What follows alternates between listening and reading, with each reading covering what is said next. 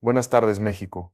Hoy voy a revelar, con la responsabilidad que este cargo exige, cómo asesinaron a Juan Carlos Mesúa, exalcalde de Veracruz, dentro de su propio rancho. Lo que encontramos en la investigación no deja lugar a dudas. Su muerte fue una ejecución limpia, silenciosa y técnicamente calculada, un crimen que no pudo cometer cualquiera. Cuando recibí los primeros informes del rancho, supe de inmediato que la versión inicial no encajaba. Ninguna escena de homicidio es perfecta, a menos que alguien la prepare. Y en este caso, cada detalle estaba organizado milimétricamente. No había puertas forzadas, no había vidrios rotos, no había señales de pelea. Lo que sí había era algo más inquietante: coherencia artificial. El cuerpo de Mesua estaba acomodado de tal forma que sugería una caída, pero los peritos concluyeron que la postura era imposible de lograr si él realmente se hubiera desplomado. No tenía marcas de defensa, no había rastro de que hubiera intentado levantarse, y la presión en la zona del cuello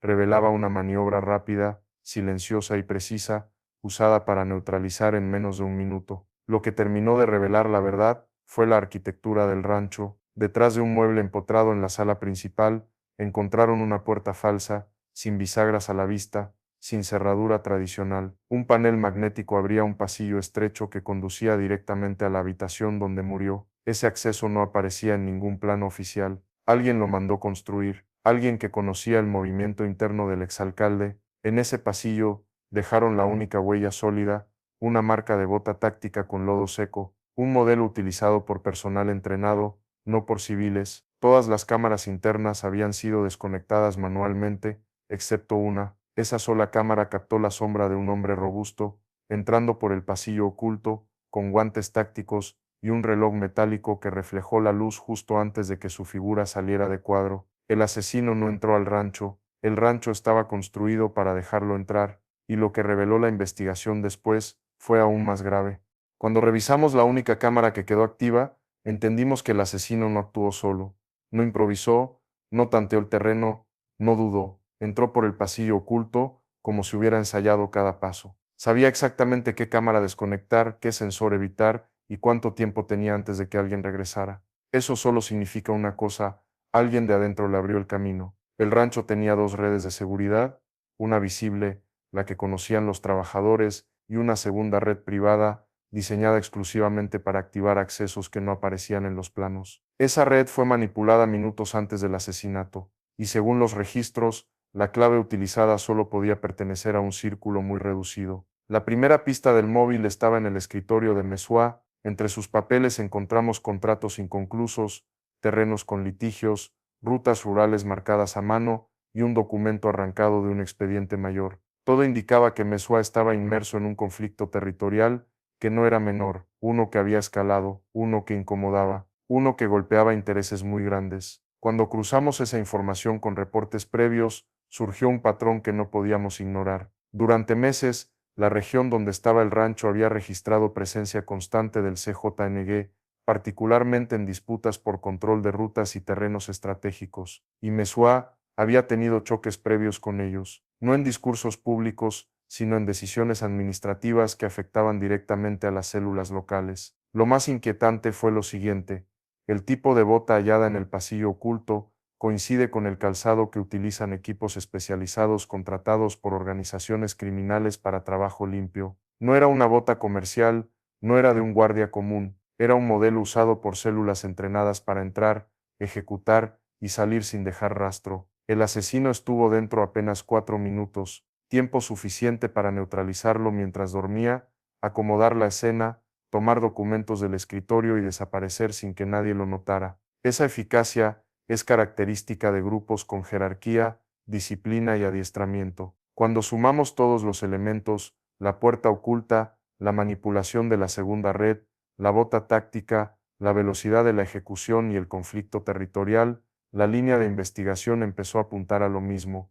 La operación tiene el sello del CJNG. No puedo afirmarlo oficialmente, pero en mi experiencia, esa forma de actuar no deja dudas. Y lo que encontramos después dentro del rancho refuerza aún más esa posibilidad. Lo que vino después dentro del rancho terminó de confirmar que este asesinato no fue un acto aislado. Había intención, había logística y había alguien que quiso borrar todo rastro. Pero en todo crimen bien planeado siempre queda un error mínimo, y ese error fue lo que nos abrió el siguiente nivel de la investigación.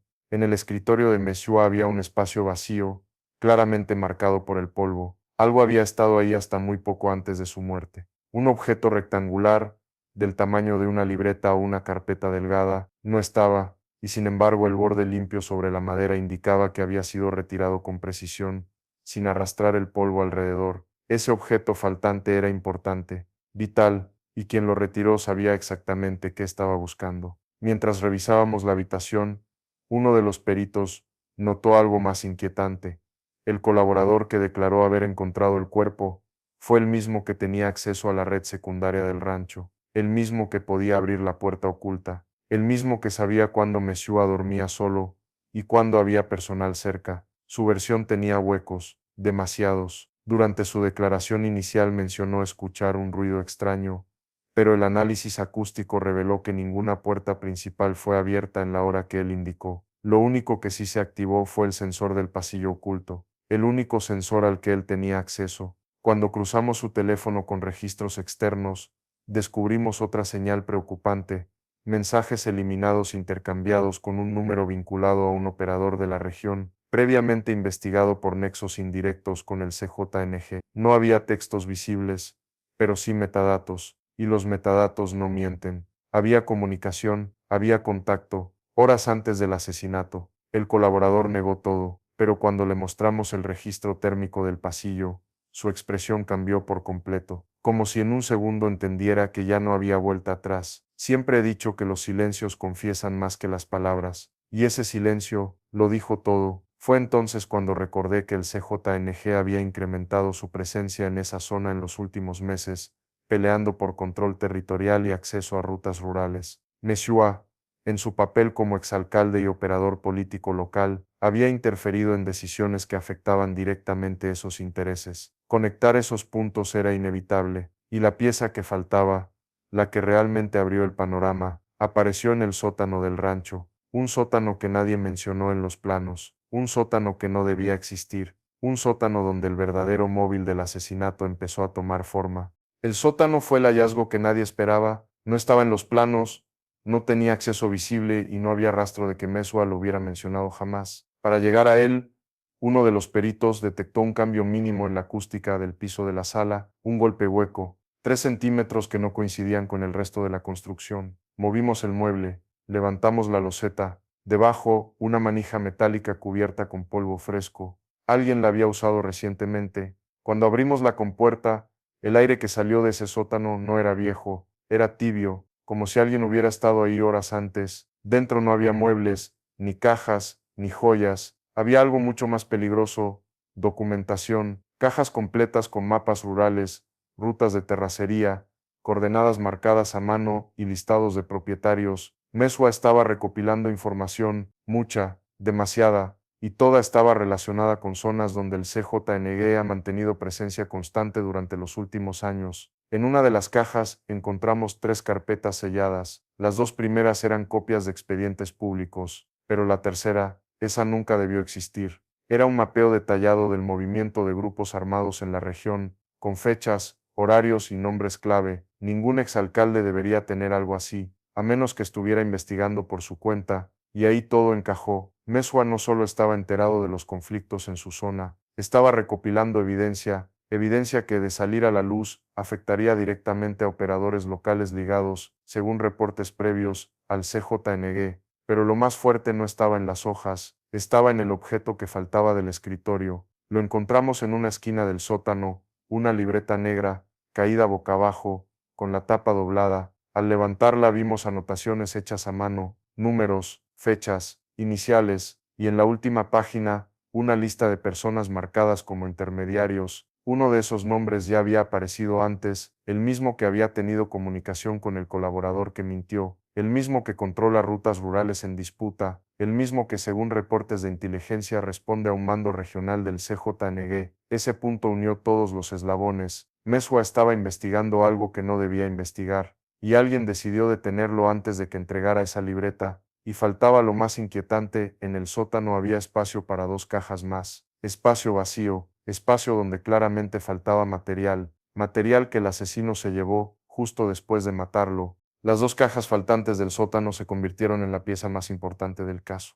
El espacio vacío estaba marcado en el polvo, con la forma exacta de 2 contenedores de archivo grande. No fueron arrastradas, fueron levantadas con cuidado, como si quien las tomó conociera perfectamente su contenido y su valor. Y eso significa solo una cosa: el asesino no vino solo a matar, vino a retirar información. Al revisar la libreta negra que sí quedó atrás, entendimos la magnitud de lo que Mesua estaba investigando. En varias páginas aparecía un patrón: pagos irregulares, intercambios de terreno, acuerdos con intermediarios locales y nombres asociados a rutas rurales donde, según inteligencia previa, operan células del CJNG. Mesua estaba conectando movimientos financieros con control territorial, y lo estaba haciendo solo, sin escoltas, sin avisar, sin respaldo. En la última página de la libreta, escrita con tinta fresca, se leía: entregar mañana, no esperar más. Esa frase lo cambia todo. Alguien sabía que Mesua estaba por revelar información. Alguien necesitaba detenerlo antes de que lo hiciera.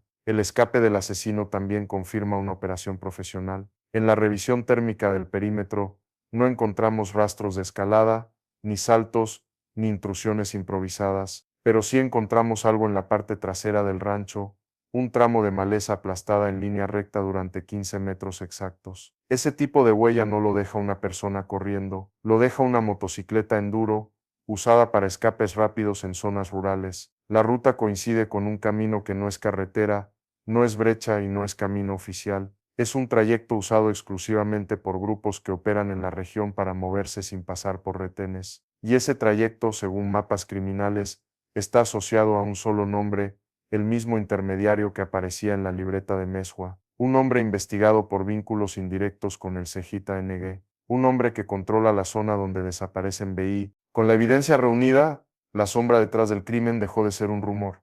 El asesinato de Juan Carlos Mesua no fue un impulso, ni una venganza personal. Fue una operación diseñada para silenciarlo justo cuando estaba por entregar información que tocaba intereses criminales profundos. Las cajas faltantes, la ruta de escape, el intermediario y los vínculos territoriales apuntan a un mismo patrón: una estructura criminal organizada, con método y disciplina. Hoy, México, la investigación sigue abierta, pero la verdad ya salió del rancho y no volverá a esconderse.